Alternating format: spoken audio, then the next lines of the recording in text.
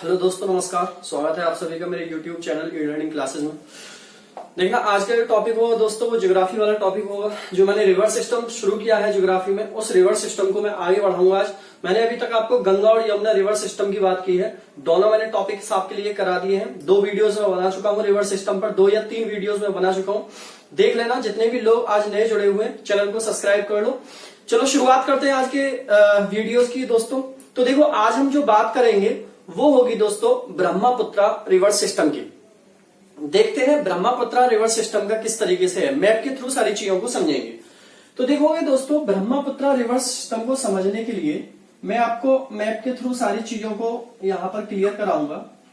देखो, ये जो पॉइंट होगा ये होगा ब्रह्मपुत्रा का ओरिजिन पॉइंट।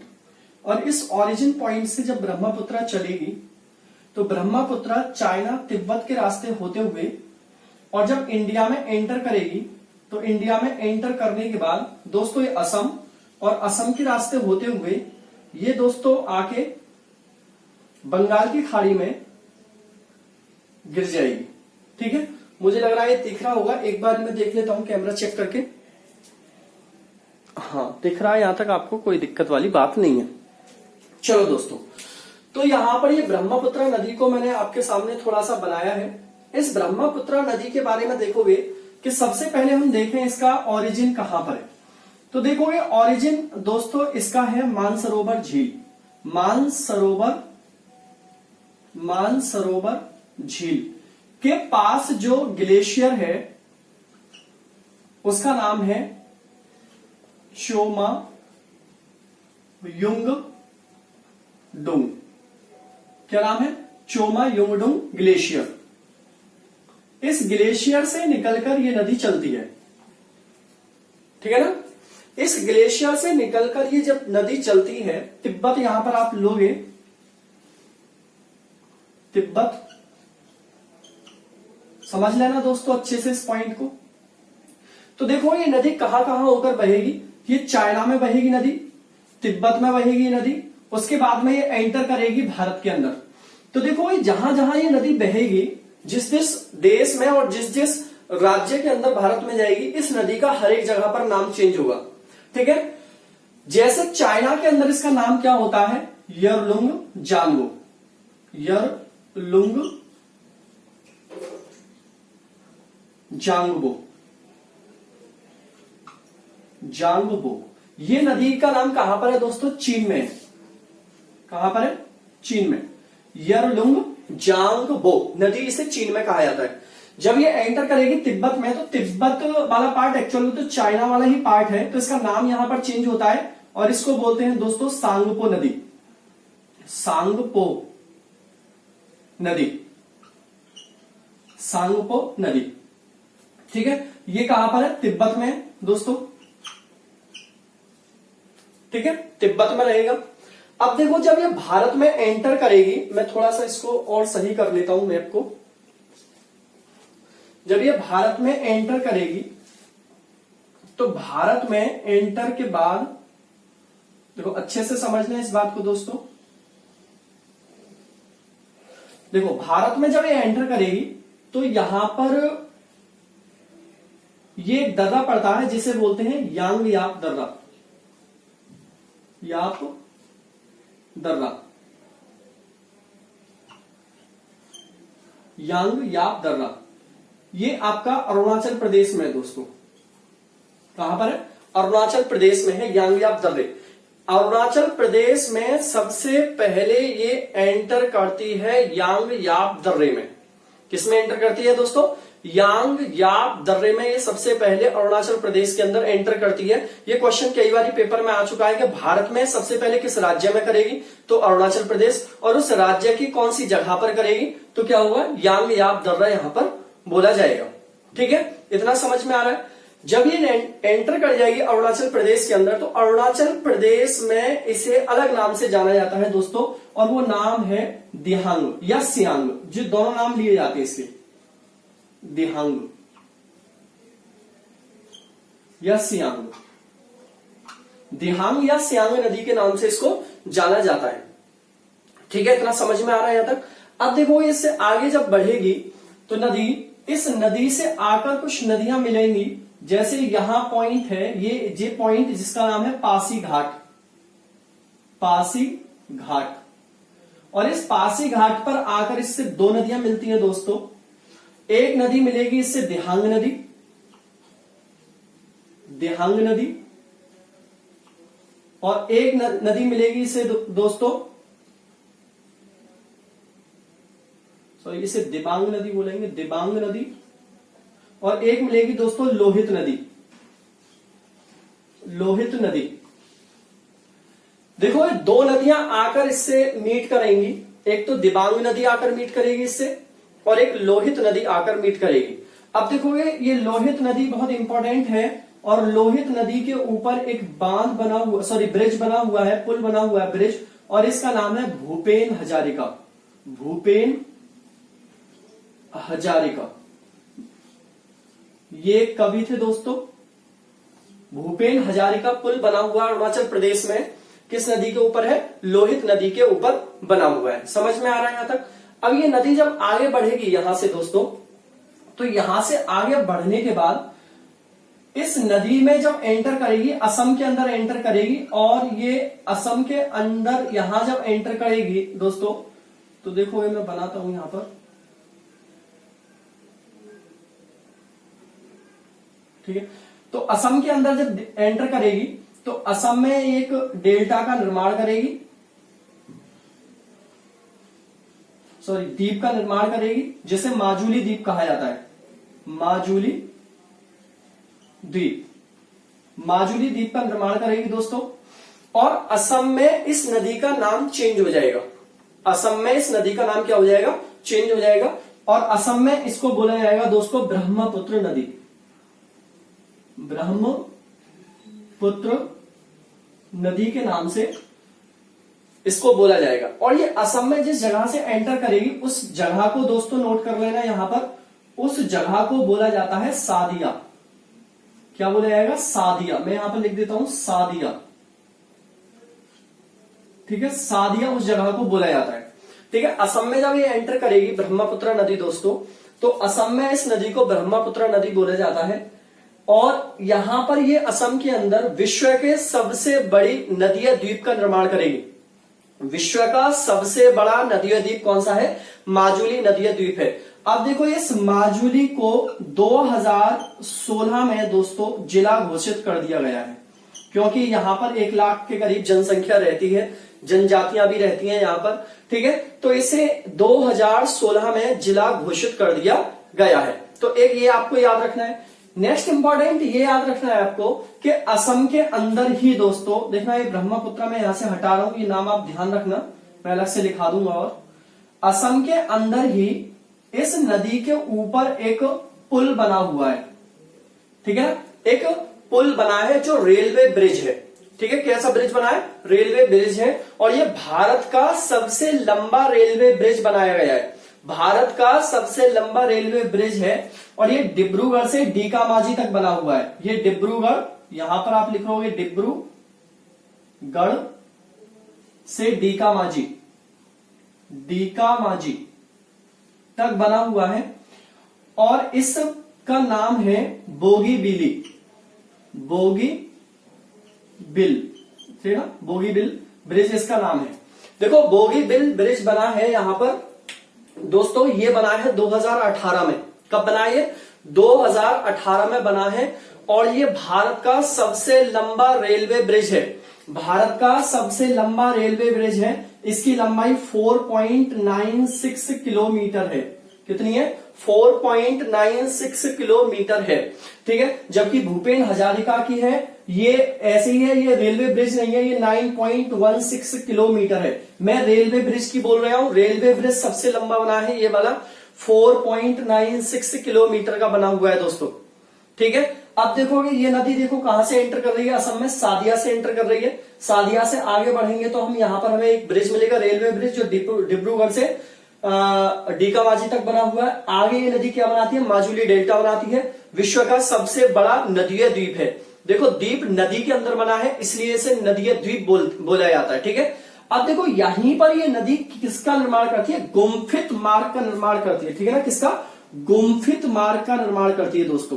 अब ये गुम्फित मार्ग का निर्माण करती है, इसीलिए किसका निर्माण हुआ है, माजुली द्वीप का निर्माण हुआ है। ये गुम्फित मार्ग क्या होता है, गुम्फित मार्ग ये होता है कि नदी अपने रास्ते बदल बदल के चलती है, मतलब इस तरीके से कुछ गुथी हुई सी चलती है नदी, जैसे इस तरीके से, इस तरीके से, इस तरीके से और इस तरीके से, ऐसे गुथी हुई चलती है नदी। ठीक है ना, गुथी हुई चीज आपको ज्यादा समझ में नहीं आती है, ऐसे करके कुछ ये नदी चलती है।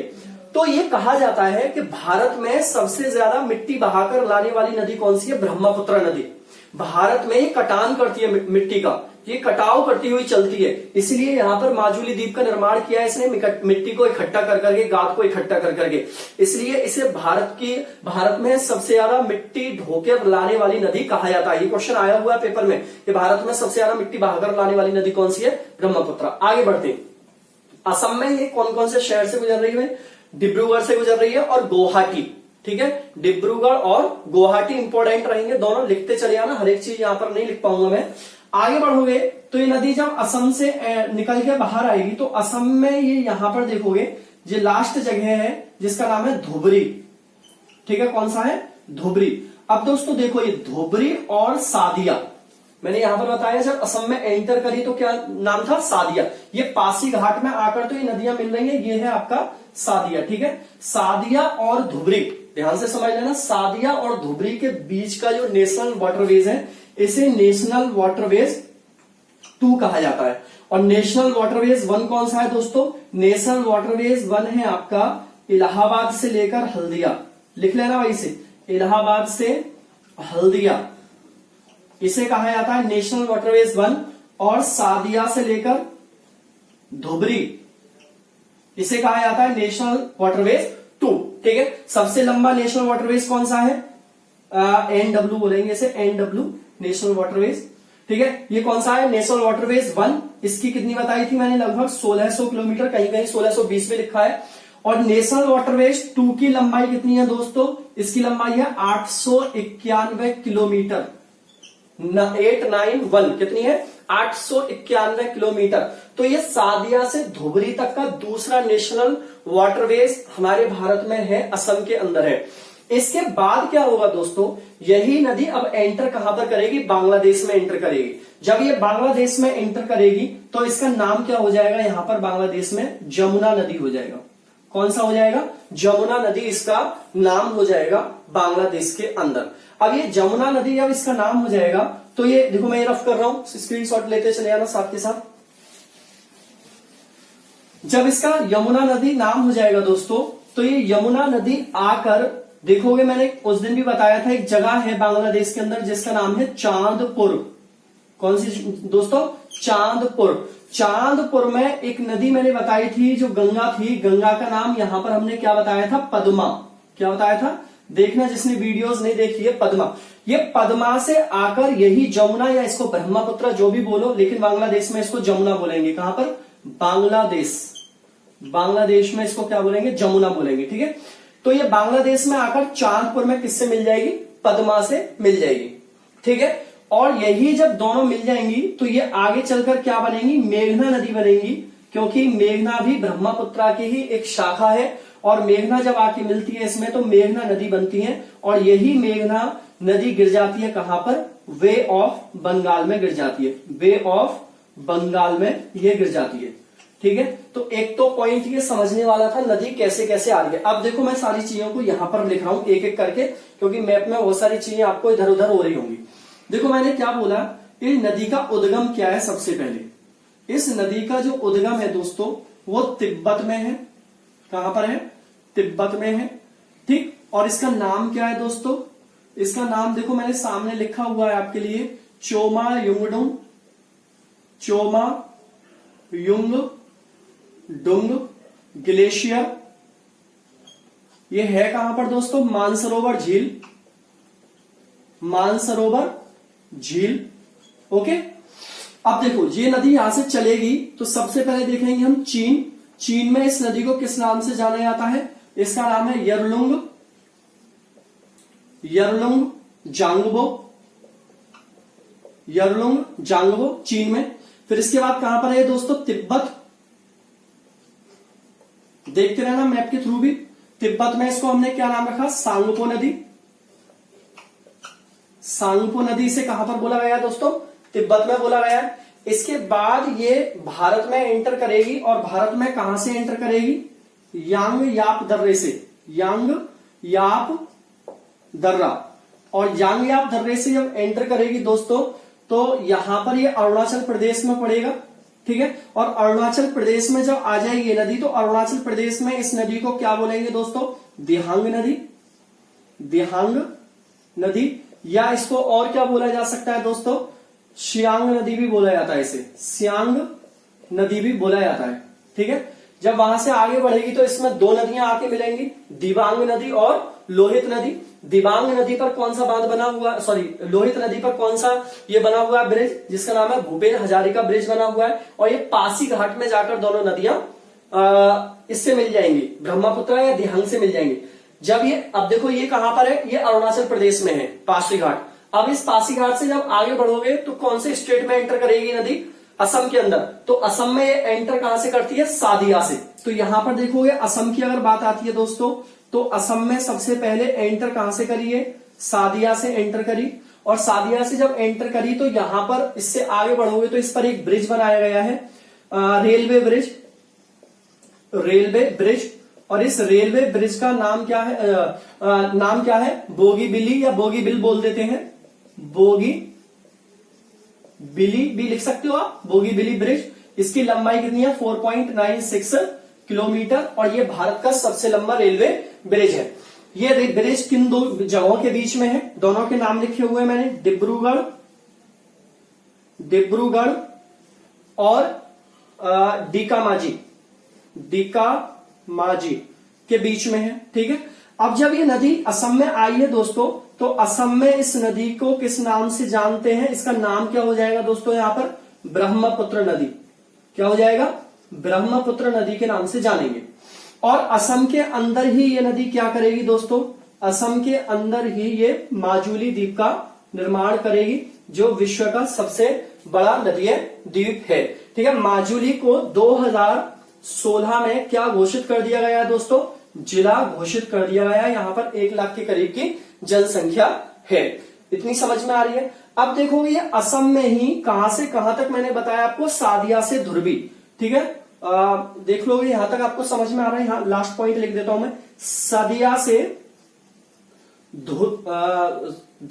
धुबरी, सदिया से धुबरी तक के बीच का जो मार्ग है दोस्तों, इसे क्या बोलते हैं, नेशनल वाटरवेज 2 बोलते हैं। और इसकी लंबाई कितनी बताई मैंने, 891 किलोमीटर की इसकी लंबाई है। अब इसके बाद क्या होगा, इसको पहले नोट कर लो आप सभी लोग, स्क्रीनशॉट ले लो इसका फटाफट से, ठीक है। इसका स्क्रीनशॉट लो, सारी चीजें समझ में आनी चाहिए दोस्तों।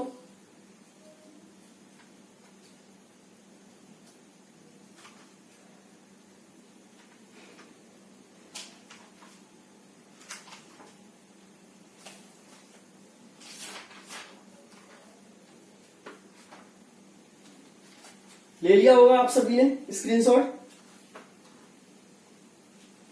ठीक है। आगे बढ़े इससे, अब देखो इससे आगे बढ़े दोस्तों, मैं इसको रफ कर देता हूं।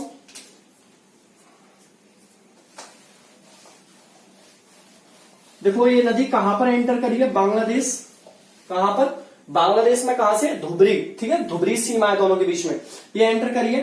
अब देखो बांग्लादेश की बात करें दोस्तों, बांग्लादेश की बात करें तो बांग्लादेश में इस नदी को क्या बोलते हैं, एंटर करने के बाद जमुना नदी इसको बोला जाता है, क्या बोला जाता है, जमुना नदी इसको बोला जाता है। अब यही जब बांग्लादेश में आ जाएगी तो बांग्लादेश में ये कहां पर, चांदपुर एक जगह है बांग्लादेश में, चांदपुर। और चांदपुर में ये किससे मिल जाएगी, जाके पद्मा नदी से मिलेगी, जाके नदी से मिलेगी, ठीक है। ये लिखना है सारी की सारी।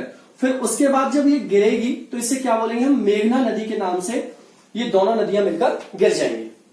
यहां तक आपको समझ में आ गई होगी बात, मैंने एक एक पॉइंट करके सारी बातें बताई है, क्लियर हो रहा है, ठीक है। स्क्रीनशॉट ले लो। अब देखो यहां पर एक पॉइंट और है दोस्तों, कि जब ये नदी यहां पर आएगी तो यहां पर एक श्रेणी है हिमालय की जिसको बोलते हैं नामचा बरवा। देखो अभी इसमें बहुत कुछ है, नामचा बरवा। और नामचा बरवा में ये नदी गॉर्ज का निर्माण करती है, किसका, गॉर्ज, ठीक है। गॉर्ज क्या होता है, वी शेप की जो घाटी बना देती है उसी को हम क्या बोलते हैं, गॉर्ज बोलते हैं। गॉर्ज का ये नदी क्या करेगी, निर्माण करेगी। समझ में आ रही है ये बात यहां तक। ठीक है, इसका स्क्रीनशॉट ले लो क्योंकि इसमें से काफी सारी चीजें रफ करनी है बताने के लिए दोबारा। ठीक है, आगे बढ़े।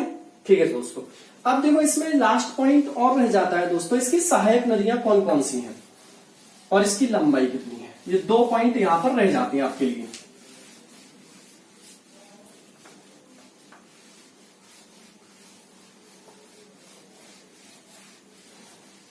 देखो मैं दोबारा इस नदी को यहां पर बना रहा हूं, ठीक है, क्योंकि सहायक नदियां दर्शानी है। अब देखो दोस्तों ये नदी इस तरीके से आके गिर जाएगी। अब देखें दोस्तों कि इसकी लंबाई कितनी है। देखो कहीं जगह तो इसकी 2880 एग्जैक्ट लंबाई है, ठीक है, कहीं कहीं पर इसी लंबाई को कितना लिखा हुआ देखा है 2900 किलोमीटर। तो मैं दोनों ही बता दे रहा हूं, वैसे एग्जैक्ट लंबाई जो है वो कितनी है 2880 किलोमीटर की इसकी एग्जैक्ट लंबाई होती है। ठीक है, आगे बढ़े थोड़ा सा और। अब देखो इसकी अगर बात करें सहायक नदियों में, तो अभी मैंने आपको 2 नदियां बताई थी यहां पर, कौन कौन सी दोस्तों, एक का नाम था दिबांग, दिबांग और एक का नाम था लोहित। ठीक है, एक का नाम था दिबांग और एक का नाम क्या था, लोहित नदी था। इससे आगे बढ़ोगे दिबांग से और लोहित से, तो देखो यहां पर एक नदी और आके मिलेगी, बस इतना ही लिख लेना है कौन कौन सी नदियां, बूढ़ी दिहांग, ठीक है ना, बूढ़ी दिहांग। ठीक है, आगे बढ़ोगे यहां से तो एक और नदी आकर मिलेगी जिसका नाम होगा धनसिरी, धनसिरी। एक और मिलेगी यहां पर कोलांग, कोलांग नदी। ठीक है, बस इतनी तो इसमें बना लो, बाकी और मैं चलो बना ही देता हूं। यहां पर एक नदी और मिलेगी जिसे बोलेंगे कपिली, कपिली। ठीक है, एक नदी और बना लेना इसमें दोस्तों जिसको बोलेंगे दिहिंग, दिहिंग। तो ये जो नदियां हैं देखो इस तरीके से नदी बह रही है, ये नदी ऐसे बह रही है, तो ये कौन सा हुआ, ये हो जाएगा ऊपर वाला दायां और नीचे वाला हो जाएगा बायां। तो ये वाली नदियां कौन सी है, बाएं सिरे पर बहने वाली नदियां कौन कौन सी है, दिबांग नदी, लोहित नदी, बूढ़ी दिहांग, धनसिरी, कोलांग, कपिली और दिहिंग। ये बाएं सिरे पर बहने वाली नदियां हैं इसके।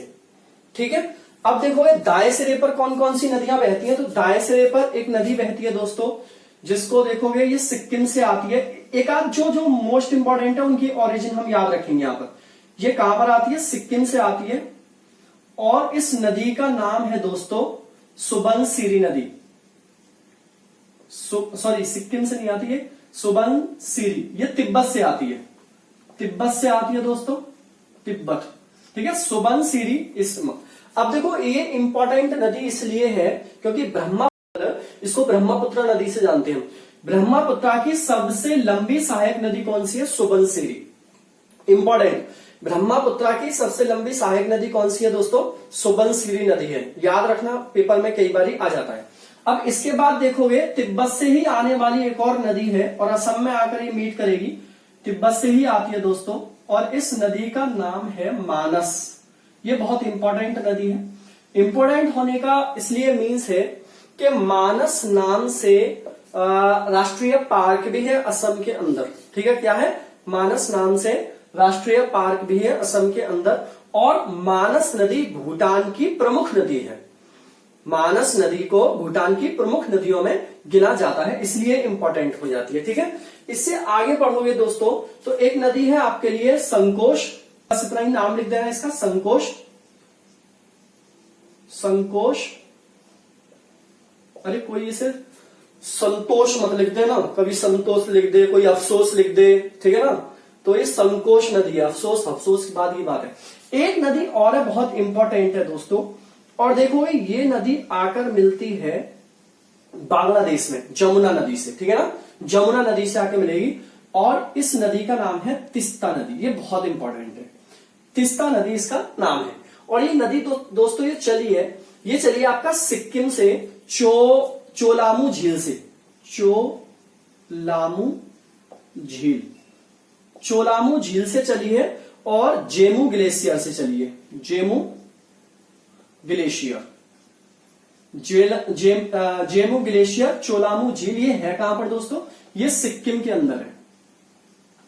कहां पर है, सिक्किम के अंदर ये नदी चली है वहां से, और नदी आकर कहां पर मिलती है, ये रंगपुर एक जगह होती है बांग्लादेश में, इतना वैसे पढ़ने की आपको जरूरत नहीं है, जमुना में आकर ये वहां पर मिल जाएगी तीस्ता नदी। इंपॉर्टेंट इसलिए कि तीस्ता नदी को लेकर भारत और बांग्लादेश के अंदर पानी के विभाजन को लेकर विवाद बना रहता है, ठीक है ना। इसके अलावा दाएं सिरे से आने वाली कुछ नदियों के नाम और लिख लो, जैसे एक नदी है भरली, बस इनके नाम लिख लेना भरली, और एक नदी है दोस्तों भरंदी, ठीक है, भरंदी और भरली ये नदी और है। अब देखो टोटल नदियों की अगर बात, इतना याद कर लिया आपका कोई क्वेश्चन नहीं छूटेगा। देखो बाएं सिरे से आने वाली सहायक नदियां कौन कौन सी है, दिबांग नदी, लोहित नदी, बूढ़ी दिहांग, धनसिरी, कोलांग, कपिली, दिहिंग, ये नदियां बाएं सिरे से। जबकि दाएं सिरे सुबनसिरी सबसे लंबी सहायक नदी, मानस नदी, संकोश नदी, तीस्ता नदी, भरली नदी और भरंडी नदी, ठीक है। इतना मुझे लग रहा है कि आपको इतना समझ में आना चाहिए, ठीक है।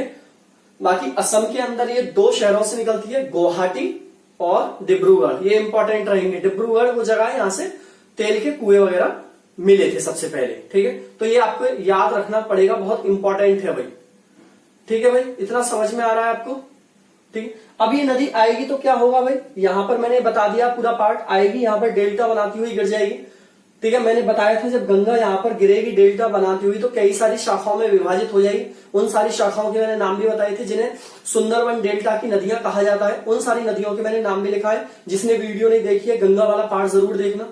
समझ में आ रहा है भाई, इतना पार्ट आपके लिए क्लियर हो रहा है या नहीं हो रहा। तो मुझे लग रहा है कि ब्रह्मपुत्रा के बारे में मैंने आपको काफी सारी डिटेल्स इसके अंदर करा दी है। भारत में सबसे ज्यादा मिट्टी बहाकर लाने वाली नदी कौन सी है, ब्रह्मपुत्रा नदी है। एक छोटी सी बात और कर लेते हैं इसमें, ठीक है। छोटी सी बात यह है दोस्तों कि जैसे ये नदी आपके लिए दिख रही है पूरी, इसमें आपके दिमाग में एक क्वेश्चन आ रहा होगा कि सर बराक नदी के बारे में आपने नहीं बताया है। एक्चुअल में दोस्तों बराक नदी को मैंने इसलिए नहीं जोड़ा है इसमें, अगर आपने पढ़ी हो बराक नदी के बारे में थोड़ा बहुत, क्योंकि बराक नदी एक्चुअल में इनकी सहायक नदी नहीं है। देखो जैसे ये बांग्लादेश है, ठीक है ना, यहां पर ये पद्मा और इनका मिलन होता है चांदपुर में। ये जगह मान लो यहां पर ये मणिपुर है, ठीक है, कौन सा है, मणिपुर।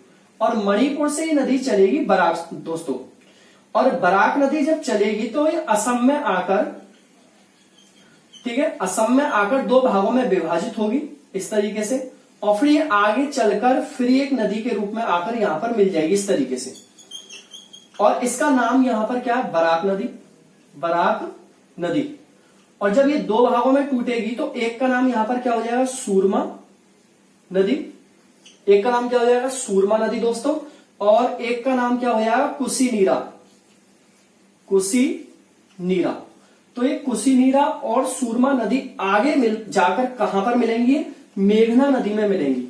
तो अगर आपसे क्वेश्चन पूछे कि बराक किसकी सहायक नदी है, तो दोस्तों ये मेघना की सहायक नदी है बराक। और बराक निकलती कहां से, मणिपुर में। पूछा गया क्वेश्चन है कि बराक कहां पर बहती है, मणिपुर के अंदर बहती है बराक नदी, ठीक है। तो बराक नदी मणिपुर से असम, असम में दो भागों में सूरमा और कुशी नीरा में टूट जाती है, फिर आगे चलकर किसमें मिल जाती है, मेघना नदी में आकर मिल जाती है। तो इतना पार्ट आपके लिए ब्रह्मपुत्रा के बारे में जानना जरूरी है। जितने मैंने क्वेश्चंस बताए हैं ब्रह्मपुत्रा में सारे के सारे इंपॉर्टेंट हैं, और मुझे नहीं लगता है कि इसके अलावा कुछ पढ़ने की आपको जरूरत पड़ेगी ब्रह्मपुत्रा नदी के बारे में। इतनी डिटेल्स मैंने कराई है कि शायद ही आपने सारी चीजें पढ़ी होंगी। चलो दोस्तों, अच्छा लगे वीडियो तो बताना मेरे लिए, और कोई इसमें चीजें हो कि सर ये रह गया या ये रह गया वो भी बताना। चलो यहीं पर मैं विदा लेता हूं आपसे, tata bye bye and take care. सभी लोग चैनल को सब्सक्राइब कर लो, ज्यादा से ज्यादा वीडियो को शेयर करो, ठीक है दोस्तों।